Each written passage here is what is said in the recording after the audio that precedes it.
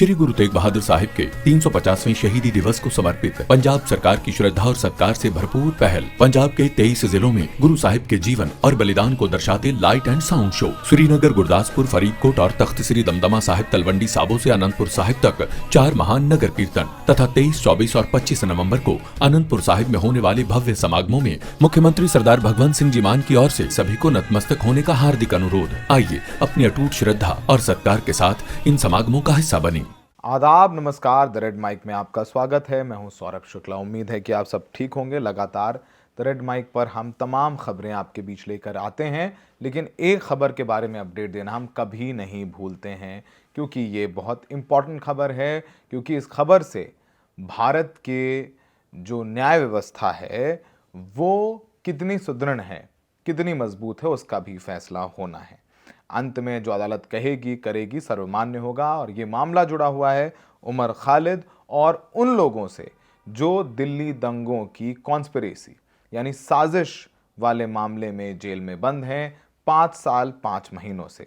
Supreme court में इनकी bell पर सुनवाई चल रही है और लगातार कुछ ऐसी बातें सामने आ रही हैं जिनके बारे में हमें जानना और समझना चाहिए। क्योंकि एक केस, सिर्फ एक केस बहुत सारे केसेस में कैसे फैसला होगा उसकी ज्यूरिस्प्रूडेंस पर भी असर डालता है। मंगलवार को उमर खालिद, शर्जील इमाम और गुलफिशा फातिमा, शिफा उर रहमान और जो बाकी लोग हैं FIR 59 उनकी बेल पर सुनवाई हुई। आपको बताया, हमने पहले ही बताया है कि कपिल सिब्बल, सलमान खुर्शीद जैसे वकील इन आरोपियों के लिए अपीयर हो चुके हैं। उन्होंने बताया था कि किस तरीके से जब दंगे हुए तो उमर खालिद तो दिल्ली में मौजूद ही नहीं थे। दिल्ली पुलिस ने जितनी भी FIR फाइल की हैं उनमें से बहुत सारी FIR पर कोर्ट ने फैसला दिल्ली पुलिस के खिलाफ दिया है। तो दिल्ली पुलिस की जो कार्यप्रणाली पर कपिल सिब्बल ने सवाल उठाए थे। यहाँ तक कहा था कि ये कहा गया चार्जशीट में कि उमर खालिद ने भड़काऊ बयान दिए अमरावती में, लेकिन जब अगर आप अमरावती में दिए हुए बयान को उमर खालिद के सुनेंगे तो वो गांधी के रास्ते पर चलने की बात कर रहे थे, अहिंसा की बात कर रहे थे।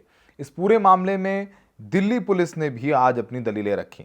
दिल्ली पुलिस ने की तरफ से तुषार मेहता यानी सॉलिसिटर जनरल देश की सरकार के सबसे बड़े वकील पेश हुए और दिल्ली पुलिस और सरकार की तरफ से उमर खालिद और बाकियों को बेल ना देने की और कोर्ट को बताया कि किस वजह से इनको बेल ना दी जाए। पूरी पुरजोर कोशिश की जा रही है कि ये लोग रिहा ना हो। ठीक है, दिल्ली पुलिस का केस है तो दिल्ली पुलिस कर रही है। कोर्ट में दिल्ली पुलिस ने कहा कि 2020 के दंगे खुद नहीं हुए, स्वतः नहीं हुए, बल्कि एक सोची समझी साजिश के तहत ये दंगे कराए गए। पुलिस ने कहा कि इन दंगों की तैयारी पहले से ही की गई थी। इन दंगों का उद्देश्य समाज को बांटना और राष्ट्र की संप्रभुता पर हमला करना था। देश की संप्रभुता पर, सॉवरेनिटी पर हमला करना था। यह बात दिल्ली पुलिस ने आज सुप्रीम कोर्ट में कही। यानी पूरा पुरजोर विरोध उमर खालिद और बाकियों की बेल का। कोर्ट में यह भी कहा कि ये लोग बहुत प्लान तरीके से देश में माहौल खराब करना चाहते थे। दिल्ली तो सिर्फ एक दंगों का एक केंद्र बन गया। इनका प्लान था कि और जगह भी ऐसे दंगे कराए जाएं, लेकिन वो हो नहीं पाया। एक लंबी अच्छी खासी जो है दलीलें पेश की गई दिल्ली पुलिस की तरफ से। ये कहा कि ये सब लोग हैं जिसमें शर्जील इमाम, उमर खालिद, मिरान हैदर, गुलफिशा फातिमा, शिफा उर रहमान, इनका कहना है, इनके ऊपर कहा है कि भाई इनको बेल मिल जाने से क्या होगा कि देश और समाज में माहौल खराब होगा। इनको बेल मिलेगी तो समाज के लिए ठीक नहीं है। ये कहा कि जब ये सिटीजनशिप अमेंडमेंट एक्ट के प्रदर्शन हो रहे थे और इन प्रदर्शनों को कैसे धीरे धीरे प्लान तरीके से हिंसक प्रदर्शन में तब्दील कर दिया जाए, इसकी एक सोची समझी रणनीति तय की गई और उस रणनीति के आधार पर माहौल खराब करने की धीरे धीरे कोशिश की गई। उन्होंने कहा कि ये दंगे करने की तैयारी पहले से थी और उस वक्त अमेरिका के राष्ट्रपति डोनाल्ड ट्रंप दिल्ली में थे और उसी वक्त इन्होंने देश का नाम पूरे विश्व में खराब करने के लिए ये साजिश रची और दिल्ली में दंगे कराए।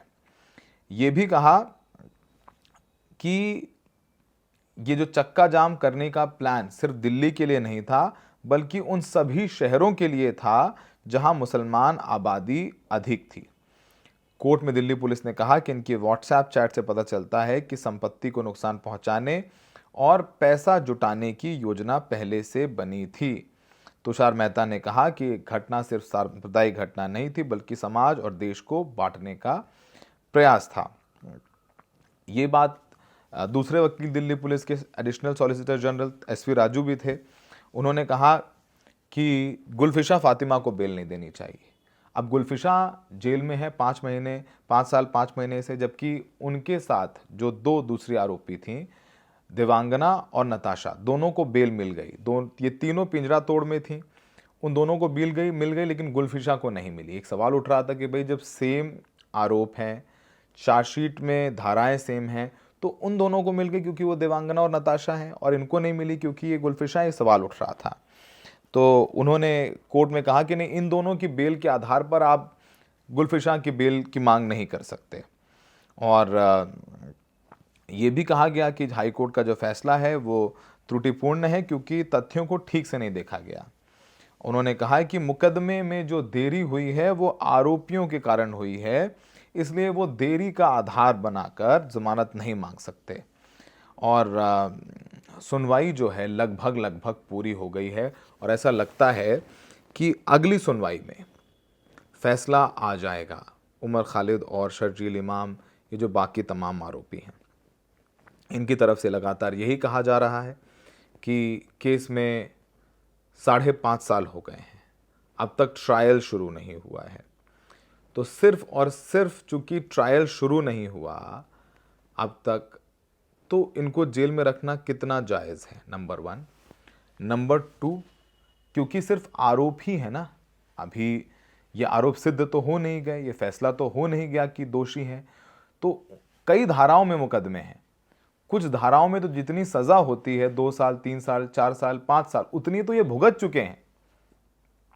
सोचिए कि इनमें से जो ज़्यादातर आरोपी हैं, जब वो जेल गए तो 30 साल से कम थे। ये वो वक्त होता है जब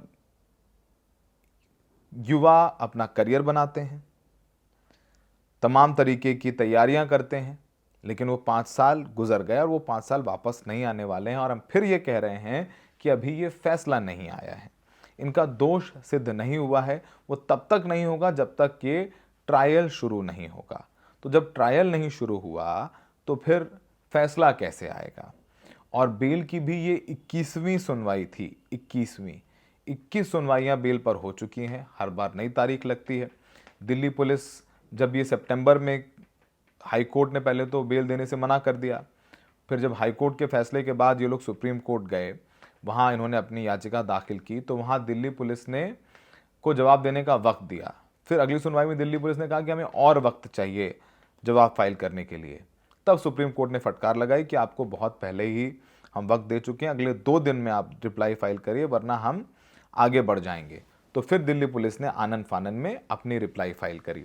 इनफैक्ट यहाँ तक कि सलमान खुर्शीद जब पेश हुए तो उन्होंने वियतनाम वॉर का भी जिक्र किया। तो वियतनाम वॉर का भी जिक्र हुआ, तमाम तरीके से प्रदर्शन किए गए, बताए गए भाई अगर आप किसी सरकार की नीति के खिलाफ प्रदर्शन कर रहे हैं तो प्रदर्शन करना देश के खिलाफ प्रदर्शन करना नहीं होता है। आप किसी नीति के खिलाफ प्रदर्शन कर रहे हैं, डेमोक्रेटिक राइट है। और ये भी कहा गया कि कहीं से भी ये सबूत नहीं मिल रहे हैं कि इन लोगों ने हथियार इकट्ठे करने के लिए कहा या लोगों को कहा कि आप मारपीट करो, आगजनी करो, ये बिल्कुल कहीं नहीं कहा गया। और जिस दिन ये दंगे शुरू हुए, उमर खालिद की तो मोबाइल की लोकेशन भी दी गई कि आप देख लीजिए, वो वहाँ पर मौजूद भी नहीं थे। ये सब सारी बातें हुई। ये FIR 59 है, अपने दर्शकों को बता दें कि ये FIR जो है वो दंगों की साजिश से जुड़ी हुई है।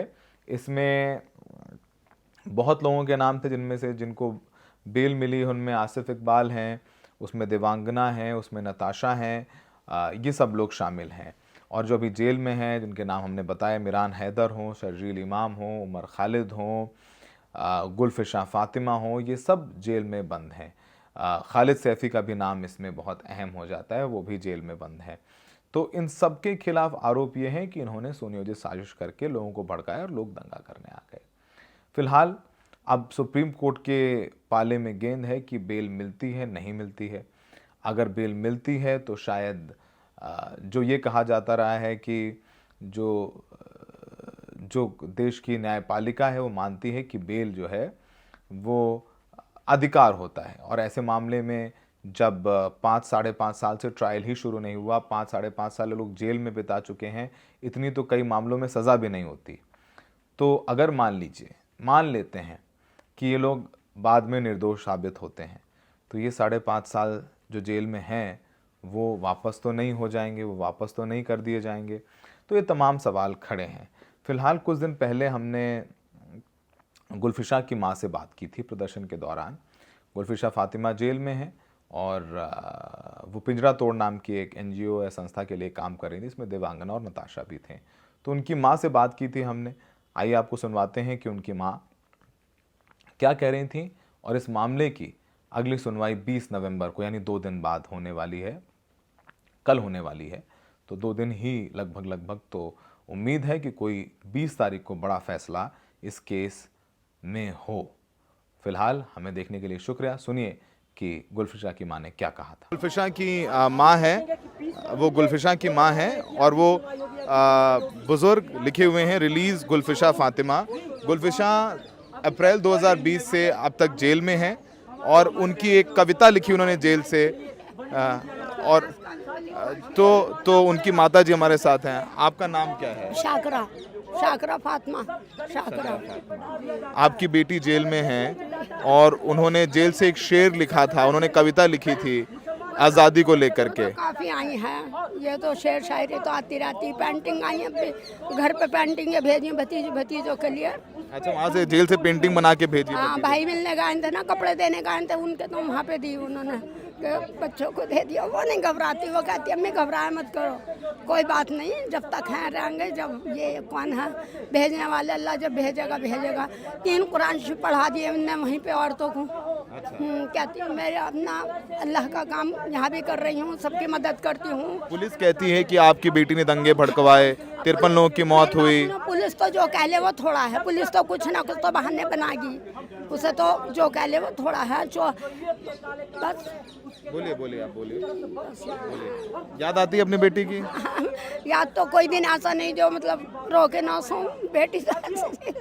बेटी को पढ़ाया था इसलिए, कामयाबी के लिए। ये क्या पता था कि आज जेल में पहुंच जाएगी बेटी, इसलिए पढ़ाया था कि अच्छा हम पढ़े लिखे नहीं, बेटी को आगे बनावे, पढ़ावें लिखावें, बच्ची को अपनी बड़ा बनावें।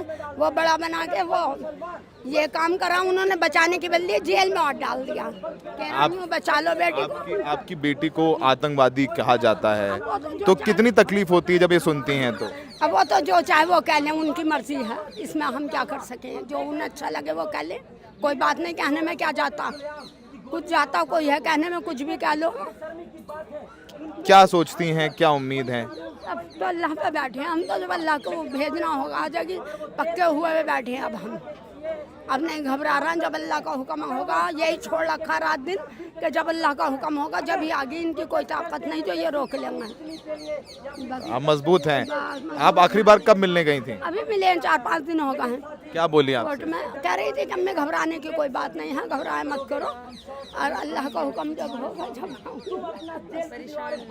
ठीक है, नहीं मैं समझता हूँ बात। तो ये गुलफिशा की माँ है, वो गुलफिशा के पिता हैं जो वहाँ पर हैं, और गुलफिशा भी जेल में है। 5 साल से बिना ट्रायल के वो जेल में हैं। वो जेल से कविताएं लिखती हैं आज़ादी को लेकर के। वो जेल से उम्मीद करती हैं कि 5 साल हो गए, शायद वो आज़ाद हो कर के सूरज की रोशनी में पहुँचेंगी, उस आज़ाद हवा में सांस लेंगी।